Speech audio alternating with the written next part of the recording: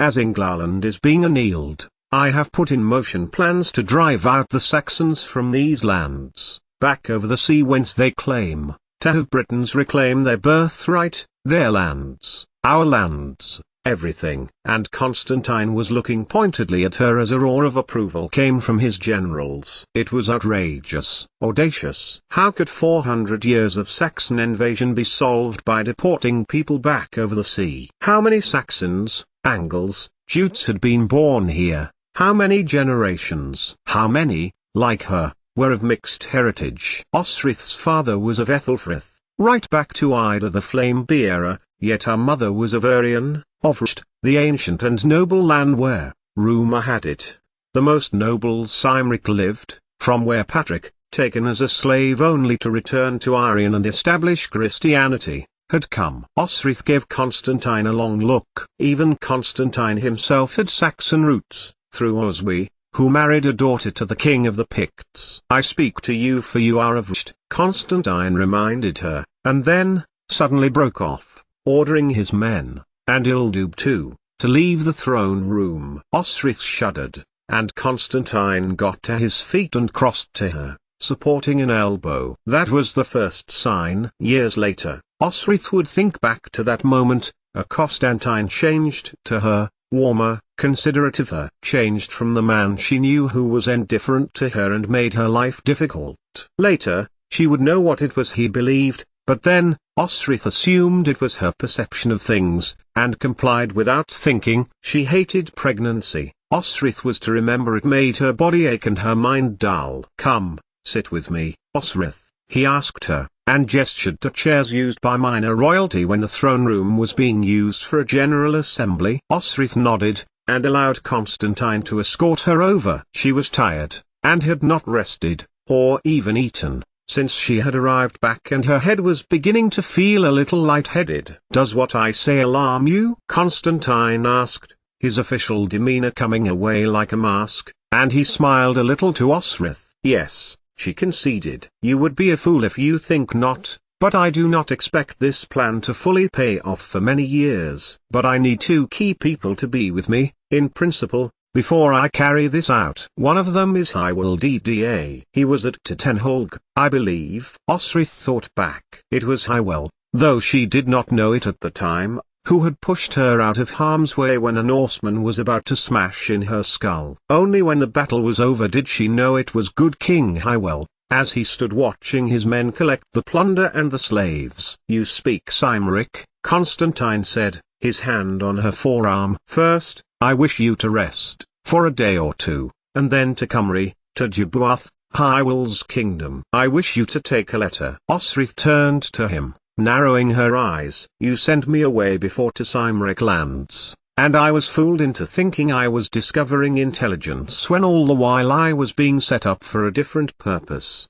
Constantine did not reply immediately, nor did he seemingly react. However, Osrith knew his inaction and silence meant she had made a point. "Caeligwylid, Guthard, Domnall?" she prompted. And Constantine drew away from her, his blue cloak, once that of his cousin, Domnall, when he had become king, shimmering in the candlelight. "It was my idea, Osrith," Constantine confessed, at last. "Not for you to be sent, but for Guthard, Harthknutson to be married to an ally. He serves a purpose. He holds an area of land that would fall into chaos without a leader with no vested interest." He looked at her, his grey eyes holding her gaze. "I was so angry when I found that Domnall had chosen you." Constantine laughed as if remembering, and the memory had taken off its bitter edges, filtered as it had been through time. But conciliation, not offense, was in Osrith's heart now, and she looked at her once friend, her now lord. She could never think of Constantine as her king. That place in her heart was Domnall. He was the king she had sworn to. Constantine was the little boy she had saved by hiding him away from the Norse when Ivar the Boneless had attacked Dunnottar and the pilgrimage party come from Chaldees, with whom Osrith had been placed.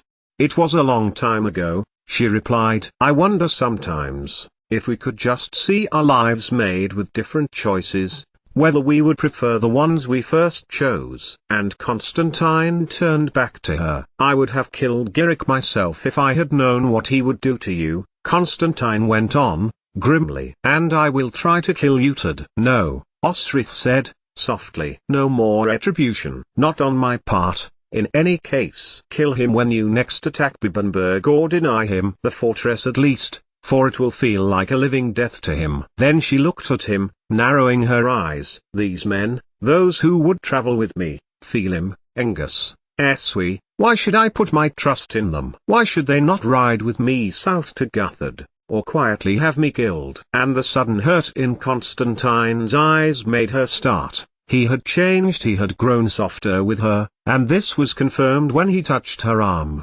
Osrith, please, trust me. These men I would trust with my own life. Eswi, Phelim, you know, you have fought beside you before. Angus is a Cambulay, again a cousin of mine, but his family have long held a blood feud with the Grioghair family. Should anyone wish to harm you, Angus will have already killed them. But Osrith felt herself shaking her head. I can fight, she declared. And I know that, he replied, softly. But, you are with child, and I would not have you fight. My men are your protection, I need no protection. Osrith protested, but Constantine's hand had dropped to hers, and his touch drew out her protest, and she fell silent. I would have you get to High-Will DDA in one piece, deliver my message and return to me, to have your baby. Constantine said the words so softly that Osrith hadn't been sure at first whether he had said anything at all. But he had replaced his hand on her arm and was looking at her face. I confess, Sainid did tell me. I was angry,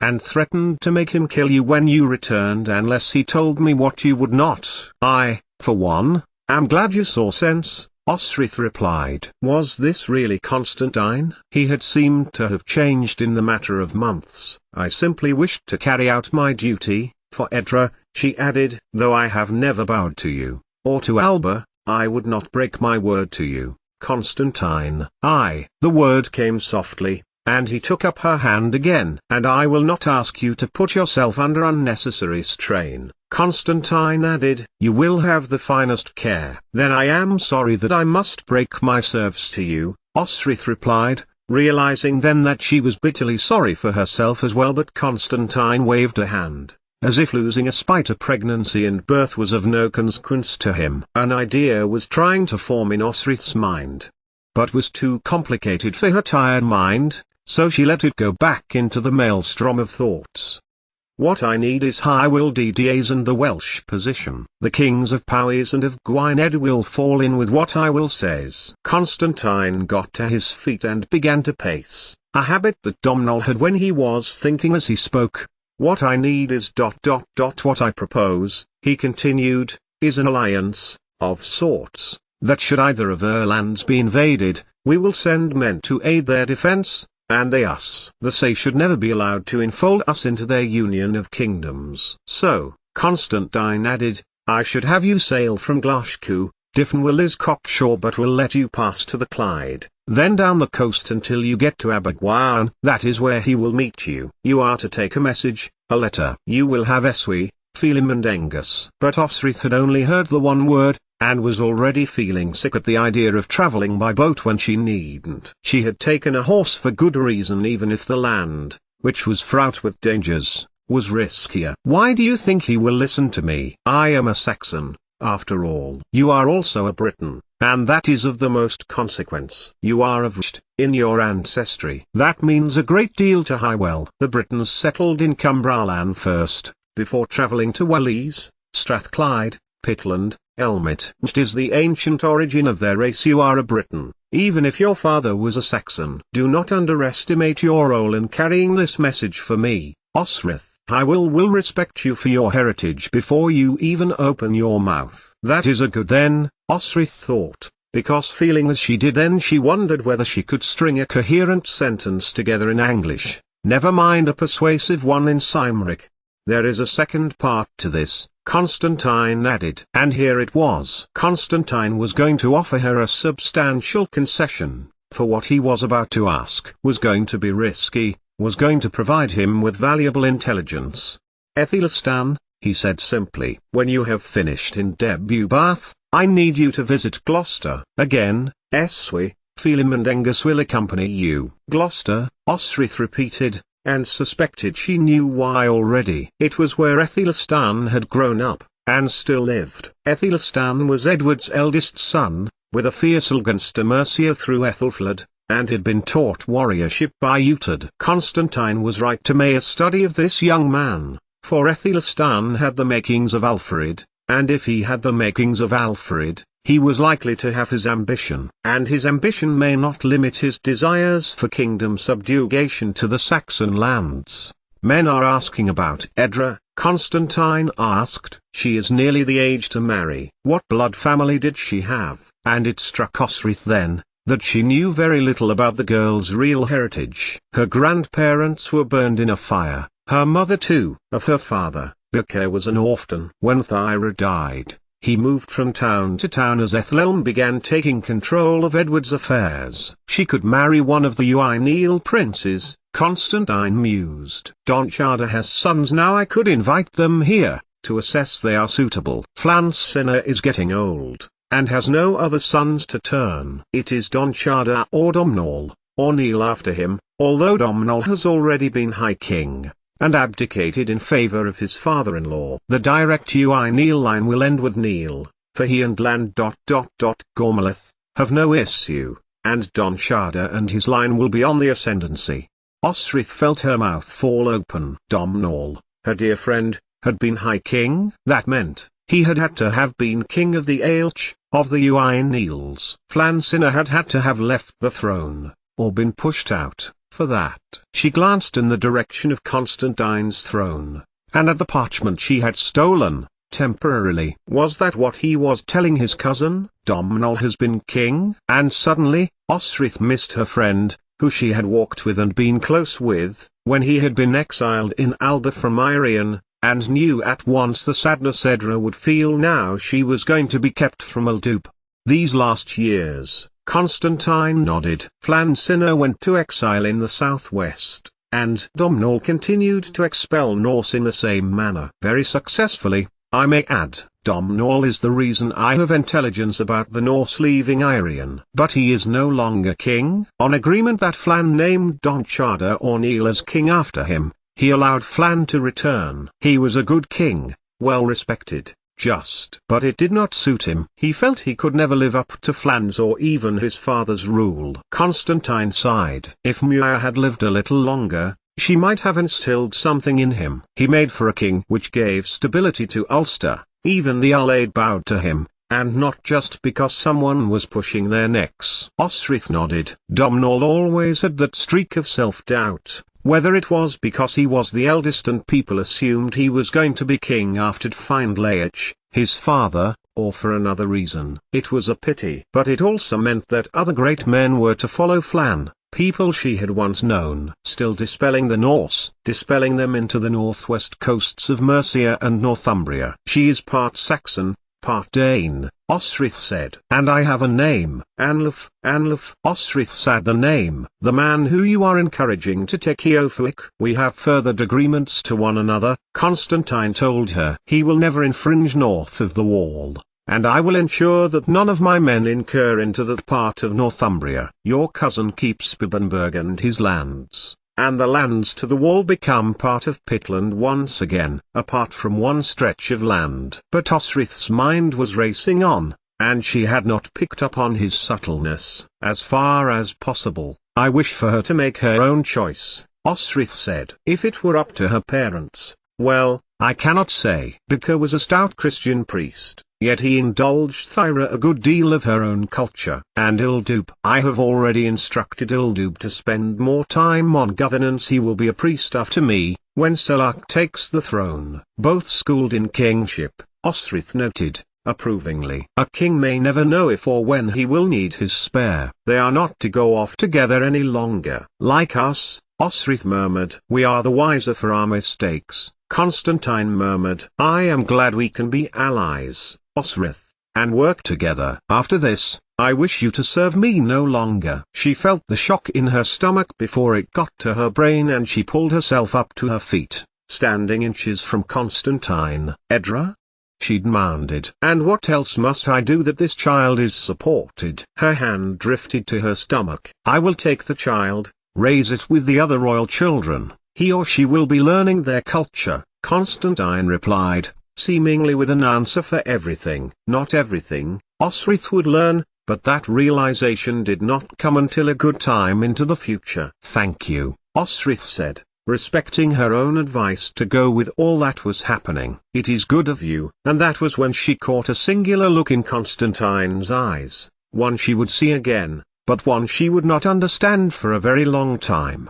So, it is agreed. You will attend? Osrith nodded, and let Constantine guide her to a chair again, sitting down next to her. I have a proposal for you, Constantine told Osrith. She turned to look at him, shocked. No, the word was from her mouth before she could help it. He was proposing to her. She would never marry Constantine. The idea was absurd, even to keep the child at the palace. Was that what he meant? But the king of Alba sat still beside her, waiting for her to subside. Not I, Osrith, Constantine said, gently. I have a kinsman who has lands north of Bibbenberg, Constantine told Osrith, large estates where he farms barley. You could go there, you would be Lackland no longer, you could live in peace. And my child? Osrith asked the question, though her mind was shouting a refusal. No, she would not marry. Hadn't she told Domnall so, many times?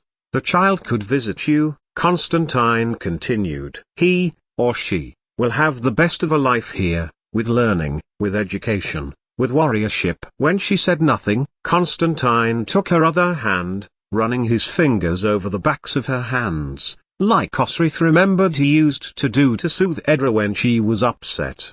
I was so furious, when you stood in my armor, when you took my place on the battlefield, Constantine told her. I was taller than you then, she remembered. And you fought, so well, so magnificently. You were not a 12-year-old girl, but a man that day. You hacked down 3 men including that one that was going for Domnall. Constantine chuckled, lightly. Let me do something for you. He glanced at her stomach. I can't take your place when you bring forth your child, but I can make your life more comfortable. He was a Constantine she had rarely seen. So often when she thought of him, Osrith remembered him as a whiffle prattling, busying her about, locking her out of the fortress, hiding her clothes, or taking her body before she had even known what was going on. It is something I could consider, Osrith said, without heart. She would not be parted from her child, never. I thank you, Lord King, she added. Do I look like Domnall? Constantine scoffed, looking away. He was your king,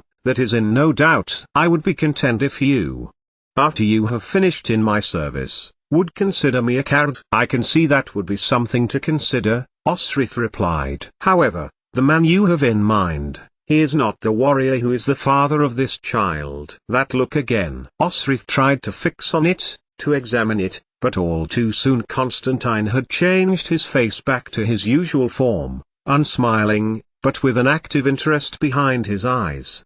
And this warrior provide you with a home? Security? My kinsman accepts the situation, accepts you as you are, Osrith. Constantine leaned back, letting her hands slip from his, and Osrith folded her arms, stubbornly. I have a home. Here, Osrith replied, stubbornly. Hadn't she given enough silver to the crown of Alba for that? Yes, now, Constantine explained. But one day I will die and I would not have my son, either of my sons, renegotiate your living arrangements. I do not see a convent life suiting you. He held up a hand as Osrith was about to protest. I would see you happy. I would see you settled, a union in the sight of God. He lowered his hand and took Osrith's, holding it tenderly, and they were children again. He was being conciliatory this time, rather than antagonistic, trying to do right by her. Or so it seemed. Osrith nodded her head. I will consider it,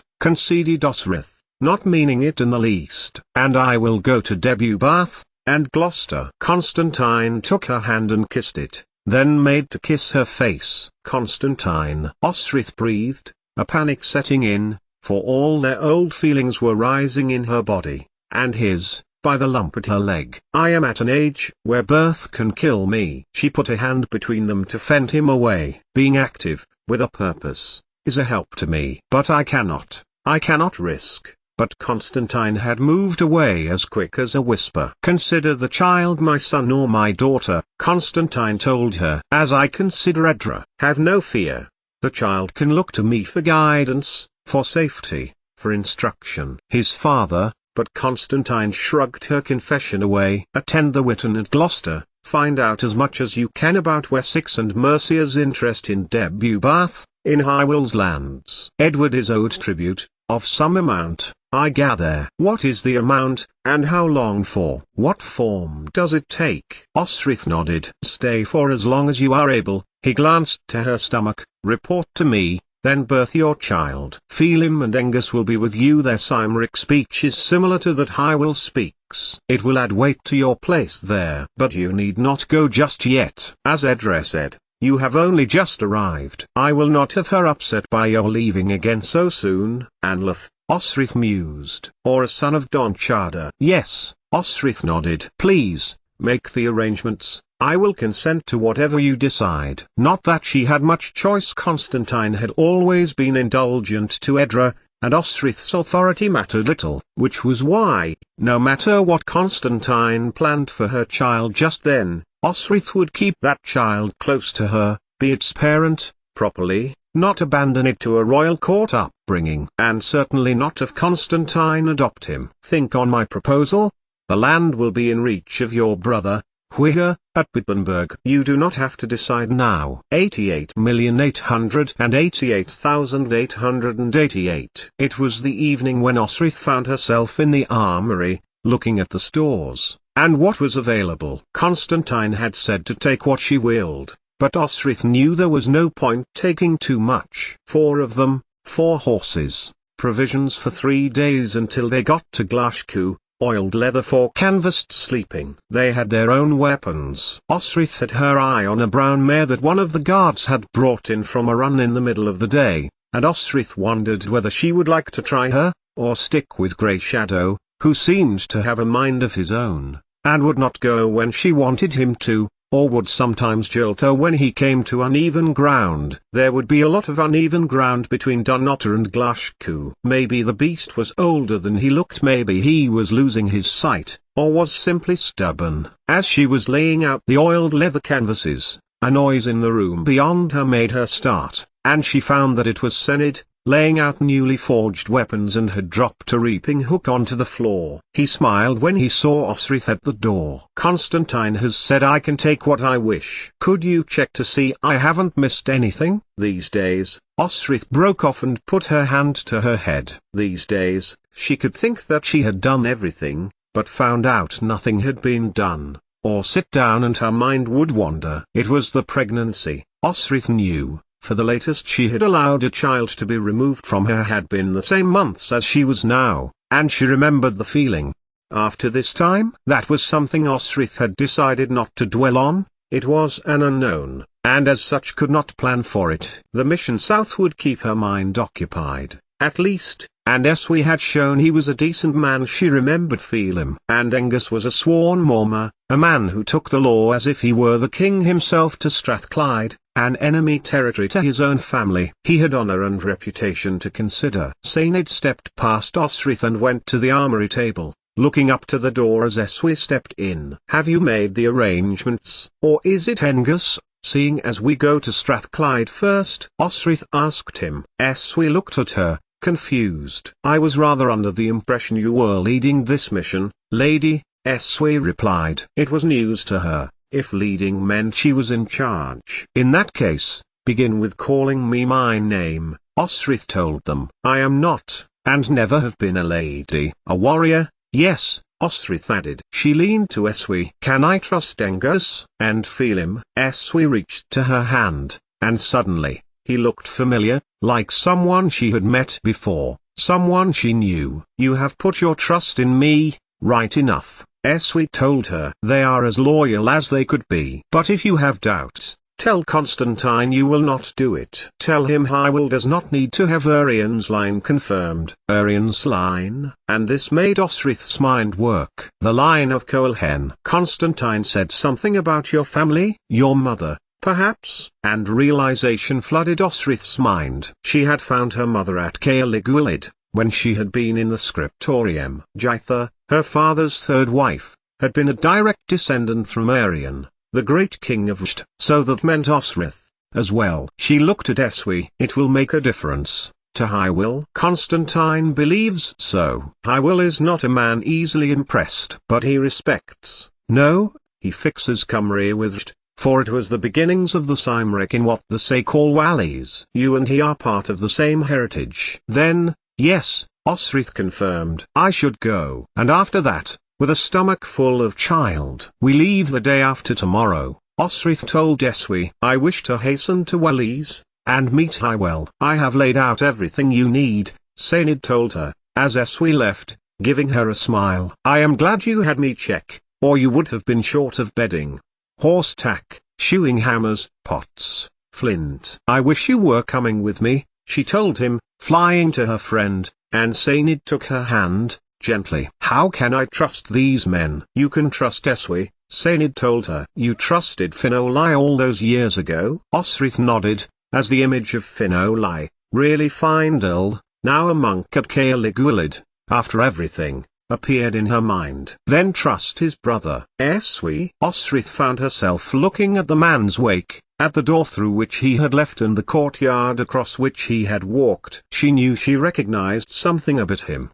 The same gentle wit, the same humility, the same humanity. Feel him, you know, and Angus is kin to Constantine. He is a good man also. If you are asking, do I think you are safe in their company? Yes, Osrith, I would trust you with them. But, as Eswi said, if you doubt yourself, should you be doing this for Constantine? Remember, he was a little shite ass, who I had to beat round the head on more than one occasion. Osrith laughed, and dropped his hand. No, I can do this. I spent so long in Mercia, I feel like I have forgotten Alba. But Sainid was not ready to let her go just yet, and he reached for her, pulling Osrith gently to him, before lightly kissing her cheek. We have not forgotten you, Osrith. 88,888,888. Edra was not in her rooms when Osrith went to find her, nor had Elasade or any of the servants seen her, but a wild commotion was coming from one of the lower floors, so Osrith went back down to find her daughter pummeling the grain sacks in the stores with a stick. She saw Osrith, and slammed a few more times into it, before dropping the stick, and gave Osrith a low, moody look, folding her arms in annoyance. Your father has told Ildub not to see you, Osrith said to her daughter, as she slumped down onto some of the empty flour sacks. Edra had been crying, her face was red and blotchy and tear-stained. Come here, Moelaine, Osrith encouraged, but Edra turned her head away from her, and sank her chin onto her hands. Osrith crossed to her, and sat beside her, half expecting Edra to shake her away when she placed a hand onto her shoulder, but she didn't. Instead, she sank her head back to Osrith's shoulder and let her adoptive mother stroke her hair. I would have rebelled too, if I were in your place, Osrith consoled her, as Edra sighed. I ran away from my home. You know that I've told you before. Bibbenberg, Edra sighed. Several times. Do you understand why? Osrith asked her. So we do not spend time inappropriately together, Edra said. That is what Constantine said. Osrith didn't need an answer, it sounded like Constantine. Soon, you will get your monthly bloods. That is a sign that, Osrith began, trying to be the responsible parent, but Edra turned to her and nodded. Mater, I already know. Elasay told me, and I know my father has taken him away from me because he is worried I might become with child, but honestly, Ildub and he is a brother to me, like your brother is to you. Which one? Osrith thought, dully. And she added, Weir is a dear brother, and Constantine is considering a match for you. Edra laughed. Of course he is, she replied, then added, and why should he not? I did not say that, Edra Elaine, she said, patting her daughter's hair again. Do you remember the story I told you? The story of the fire? Edra leaned out of her arms. My mother was burning in a house, you took her for help. She could not be saved. You adopted me and brought me to safety here. My father, she paused. I remember an old man, lying down. Is that all I've told you? When Edra did not reply, Osrith's mind raced. What did she know about Thyra's family? Come to that, what did she know of Because? Then listen, said Osrith, urgently. Listen to me. It is time you heard the whole story. And Osrith told her about her family, out of High Abithu, in Denmark, how they had settled, killed many Saxons.